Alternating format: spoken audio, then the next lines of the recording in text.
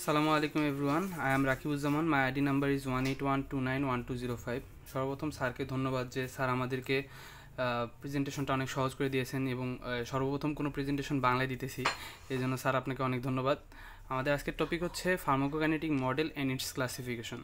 Before I starting my presentation, what is the definition of pharmacokinetic model? A model is a hypothesis and mathematical terms that describe the quantitative relationship between the drugs which move throughout the body and various pharmacokinetic parameters. এটা একটা model যেটা হচ্ছে hypothesis হচ্ছে কারণ আমরা যারা ওষুধ খাই তারা হচ্ছে বিভিন্ন এজ, বিভিন্ন সেক্স এবং হচ্ছে আমাদের বডি ওয়েট এবং হাইটেরও পার্থক্য থাকে। এ কারণে হচ্ছে হাইপোথিসিস টার্মিনোলজিটা ইউজ হয়েছে and it is a mathematical terms. এই হাইপোথিসিস করার মাধ্যমে একটা ম্যাথমেটিক্যাল টার্মসের মাধ্যমে আমরা একটা কোয়ান্টিটেটিভ রিলেশনশিপ বের করি, যেটা কিনা ড্রাগ যেটা আমরা খাই, যেটা সারা শরীরে ঘুরে বেড়াচ্ছে, সেটা বিভিন্ন ফার্মাকোকাইনেটিক প্যারামিটারের সঙ্গে রিলেটস করে একটা ইকুয়েশন দাঁড় করে, সেটা হচ্ছে একটা ফার্মাকোকাইনেটিক মডেল। তো fate of a drug in the body. তো আমরা যখন ওষুধটা খাই তখন একটা ড্রাগের কী হইতে পারে। তো যদি আমি ড্রাগটা অ্যাডমিনিস্ট্রেশন করি ওরালি, তাহলে এগুলো সবগুলো ফ্লোচার্ট মেনটেন করবে। তো ড্রাগ অ্যাডমিনিস্ট্রেশন করলাম, ড্রাগটা আমার স্টোমাকে গেল, স্টোমাক থেকে সেখান থেকে অ্যাবজর্পশন হয়ে সিস্টেমিক সার্কুলেশনে যাবে, এটা হচ্ছে বায়ো অ্যাভেলেবল হওয়া। দেন হচ্ছে সিস্টেমিক সার্কুলেশন থেকে বিভিন্ন অর্গানে কী হবে, ডিস্ট্রিবিউশন হবে।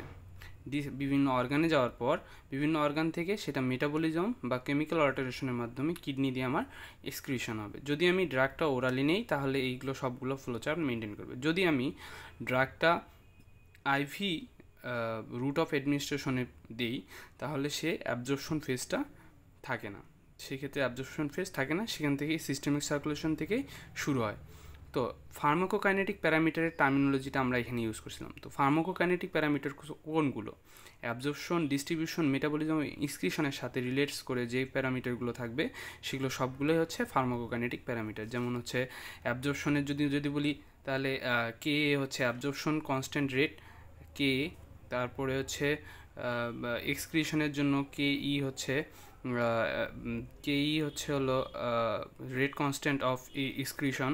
দেন এখানে ডিস্ট্রিবিউশনের মধ্যে ভলিউম অফ ডিস্ট্রিবিউশন আছে একটা টার্মিনোলজি, টি হাফ নামে একটা প্যারামিটার্স আছে, সি ম্যাক্স, টি ম্যাক্স, যেগুলো হচ্ছে এউসি কাপ থেকে আমরা দেখতে পারি। এগুলো হচ্ছে ফার্মাকোকাইনেটিক প্যারামিটার, যেগুলো হচ্ছে আমরা রিলেশনশিপ বের করি বিভিন্ন টার্মিনোলজির মাধ্যমে। The outcomes of this model, আমরা এই মডেল থেকে কি আউটকাম পেতে পারি?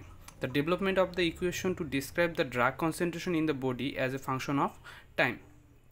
তো আমাদের শরীরের মধ্যে যখন ড্রাগটা নেওয়ার পরে বিভিন্ন কনসেন্ট্রেশনে বিভিন্ন জায়গায় থাকে। এখন টাইমের সাথে সাথে কোনো কম্পার্টমেন্ট কোনো জায়গাতে কনসেন্ট্রেশন বাড়তে পারে ড্রাগের, আবার ওই জায়গাতেই অ্যাট দ্য টাইম ওখান থেকে যখন ড্রাগটা বের হয়ে যাবে তখন ওখানে ড্রাগের কনসেন্ট্রেশন কিছুক্ষণ সময় পর কমতে থাকে। তো এই কনসেন্ট্রেশনগুলো আমরা ডিটারমাইন করতে পারি এই মডেল থেকে। এটাই হচ্ছে outcome. Classification of this model, pharmacokinetic model is basically two type. যদিও অনেক ক্ষেত্রে দেখা যায় যে এটাকে তিনটা ভাগে ভাগ করা হয়, compartmental model, physiologic model and non compartment model. But আমি এখানে দুইটা ক্লাসিফিকেশন রেখেছি, যেটা হচ্ছে কম্পার্টমেন্টাল মডেল এবং ফিজিওলজিক মডেল। তো আমরা আসি প্রথমে হচ্ছে কম্পার্টমেন্টাল মডেল। কম্পার্টমেন্টাল মডেলের মধ্যে কী বলেছে? The body is represented as a series of compartment arranged either in a series or parallel to each other. আমি এই কম্পার্টমেন্ট মডেলটাকে দুইটাভাবে বিবেচনা করতে পারি। একটা হচ্ছে সিরিজ হিসেবে কল্পনা করতে পারি, একটা হচ্ছে প্যারালাল হিসেবে কল্পনা করতে পারি। তো এখানে ডেফিনেশন থেকে দেখা যাইতেছে যে এটা দুই ধরনের হতে পারে, depending upon whether compartments are arranged in parallel or in a series. তো প্যারালাল হইতে পারে অথবা সিরিজ হইতে পারে। তো বেসিস করে এই কম্পার্টমেন্ট মডেলস আর ডিভাইডেড ইন্টু টু ক্যাটাগরিজ। এই দুটার উপর ভিত্তি করে এটাকে দুই ভাগে ভাগ করা যায়, যেটা হচ্ছে একটা মেমিলারি মডেল আর একটা হচ্ছে ক্যাটেনারি মডেল। তো প্রথমে আসি মেমিলারি মডেলের মধ্যে। মেমিলারি মডেলের মধ্যে বলছে it is consist of one or more peripheral compartment connected to central compartment in a manner of similar concentration of satellites in a manner of similar to connection of satellites in a planet. এখন আমরা দেখি এটাকে বলতেছি আমি central compartment. Central কম্পার্টমেন্টরা সবসময় বেশিরভাগ ক্ষেত্রে highly পারফিউজড organ যেগুলো থাকে সেগুলো হচ্ছে সেন্ট্রাল কম্পার্টমেন্ট হিসেবে থাকে। এই সেন্ট্রাল কম্পার্টমেন্টের সঙ্গে পেরিফেরাল কম্পার্টমেন্টগুলো কানেক্টেড হয়ে থাকবে।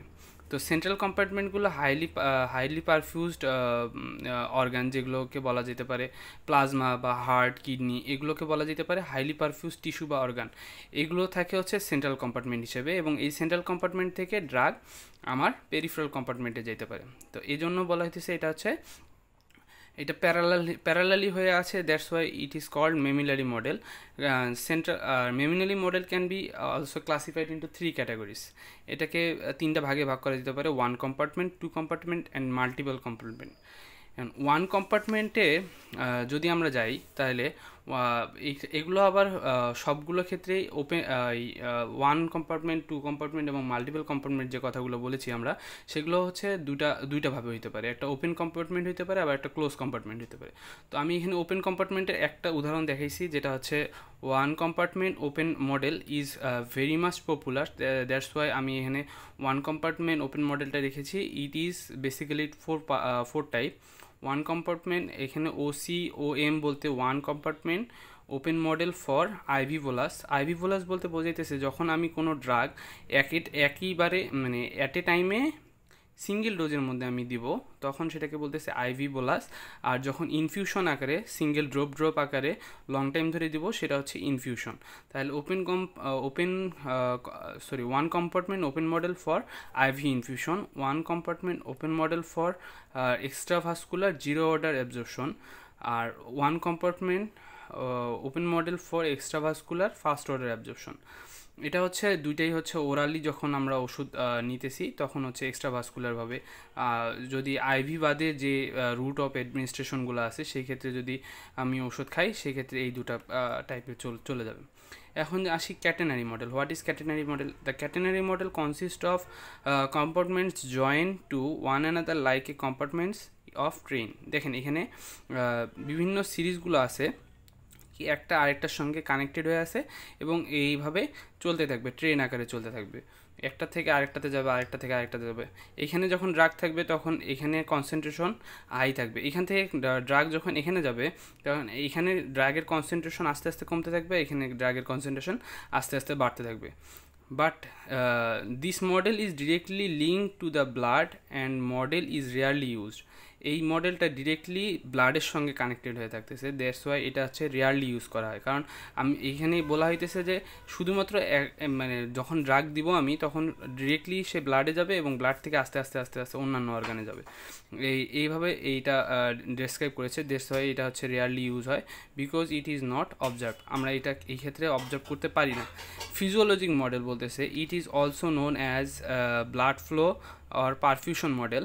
It is and this model is based on known anatomic and physiologic data. Because of this is more realistic. যেহেতু আমরা অ্যানাটমিক এবং ফিজিওলজিক ডাটা এখানে ইউজ করতেছি, দ্যাটস ওয়াই এটা হচ্ছে বেশি রিয়েলিস্টিক বলে মনে হয়। And this model would potentially predict realistic tissue drug concentration. এই ক্ষেত্রে হচ্ছে আমরা টিস্যু ড্রাগ কনসেন্ট্রেশনটা খুব রিয়েলিস্টিকভাবে পেতে পারি। That's all of my presentation. If you have any queries, you can ask me in the comment section. Assalamu alaikum.